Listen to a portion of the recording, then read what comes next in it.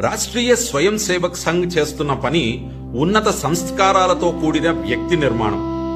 అలాంటి ఉత్తమ గుణాలతో నిర్మాణమైన వ్యక్తుల ద్వారా సామాజిక పరివర్తన జరగాలన్నది లక్ష్యం. సంఘ శాఖ, సాప్తాహిక్, సంఘ మండలి ద్వారానే కాక అనేక ఇతర కార్యక్రమాల ద్వారా ఈ పరివర్తన సాధించాలనేది సంఘ ఉద్దేశ్యం. అందుకోసం పంచ పరివర్తన్ అనే కార్యక్రమాన్ని సంఘం తీసుకుంది. సమాజము, సంఘము కలిసిపోయే పరిస్థితి సంఘం కోరుకుంటున్నది. సమాజంలో విడిగా ఒక సంఘటనను నిర్మించడం సంఘ ఉద్దేశ్యం కాదు.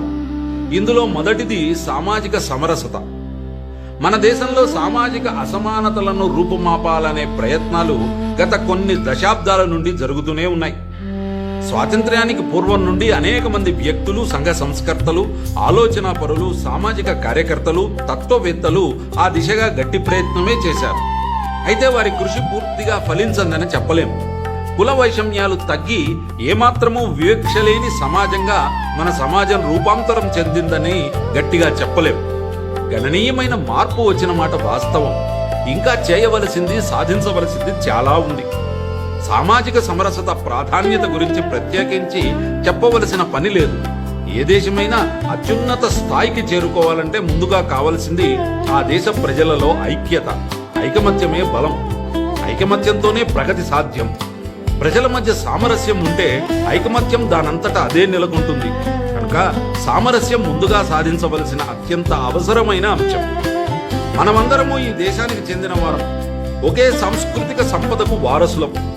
మనందరి మూలాలు శాస్త్రపరంగాను సంస్కృతి పరంగాను ఒక్కటే. ఆ కారణంగా మనందరి మధ్య ఒక బంధం, సాన్నిహిత్యం ఉన్నాయి. ఇంత పెద్ద దేశంలో, ఇంత వైవిధ్యం గల దేశంలో భిన్నాభిప్రాయాలు ఉండటం సహజం. వాటిని గౌరవిద్దాం. ఇతరుల పట్ల సహనంతో, సంయమనంతో వెలుగుదాం. సమాజంలో మార్పు కోసం మన ముందు అనేక మంది పనిచేశారు. వారి నుండి మనం నేర్చుకోవాల్సింది చాలా ఉంది. వారి పనితీరు మనకు భిన్నమైనదిగా ఉండవచ్చు, కానీ లక్ష్యం ఒకటే. లక్ష్య సాధన కోసం వారు ఏం చేశారో, వారి జీవిత కాలాల్లో వారు ఏమి సాధించారో మనం తెలుసుకోవాలి. ఈ నేపథ్యంలో సామాజిక సమరసత సాధన కేవలం ఒక్క మాటల వల్ల ఒనుగూడేది కాదని అర్థం చేసుకోవాలి. ఇది ఉపన్యాసాల వల్ల వచ్చేది కాదు. కార్యాచరణ వల్లనే మార్పు వస్తుంది. ఇందుకు ఉపక్రమించడమే తక్షణ కర్తవ్యం. ఉపన్యాసాలకు, చర్చలకు కొంత ప్రాధాన్యం ఉన్నమాట నిజమే, కానీ కేవలం వాటి వల్లనే సామరస్య వాతావరణాన్ని తీసుకొని రాలేము. ఇలా అందరినీ కలుపుకుపోవడం అనే మార్పు మన నుంచే మొదలు కావాలి.